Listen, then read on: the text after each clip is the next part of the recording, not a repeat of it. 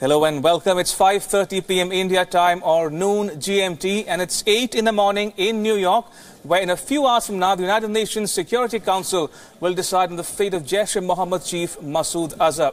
Now, China is the only permanent member which has so far blocked the listing of Masood Azhar.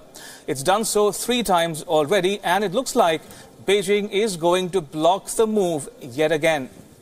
Now, just ahead of the vote, China hinted that it may once again block the bid to designate Masood Azhar as a global terrorist. China's foreign ministry spokesperson said, and I quote, "The solution that is acceptable to all sides is conducive to resolve the issue," unquote. While India has pushed for sanctioning Masood Azhar, Pakistan has continued to get Beijing's support on blocking the bid.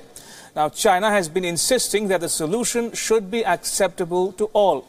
Now, Chinese Foreign Ministry spokesperson said, and I quote again, "I want to say that China always adopts a responsible attitude, engage in consultations with various parties and properly deal with this issue.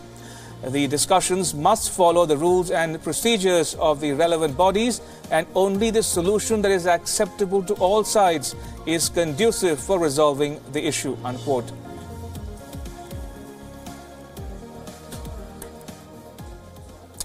And we spoke to Atul Aneja, a senior Indian journalist in Beijing, and asked him why China is blocking India's bid to ban Masood Azhar and what Beijing stands to gain from blocking it. Listen in.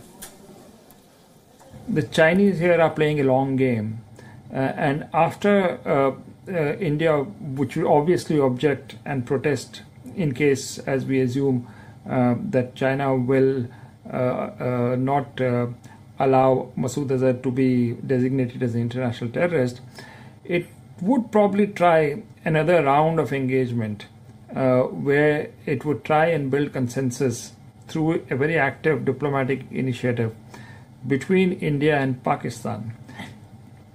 In the long run, China wants both India and Pakistan to be on board its Eurasia-centric project and wean away India from getting too close to the United States, Japan, Australia, the Quad, and the international and the Western alliance system. So I suppose we have not seen an end to it. Whether it's going to succeed or not is a million-dollar question. As of now, India goes into election mode, so I doubt anything much is going to happen from the Indian side. But I think around summer, after the election results are over, we might see another round of diplomacy where China makes an attempt to reconcile differences between India and between Pakistan and India.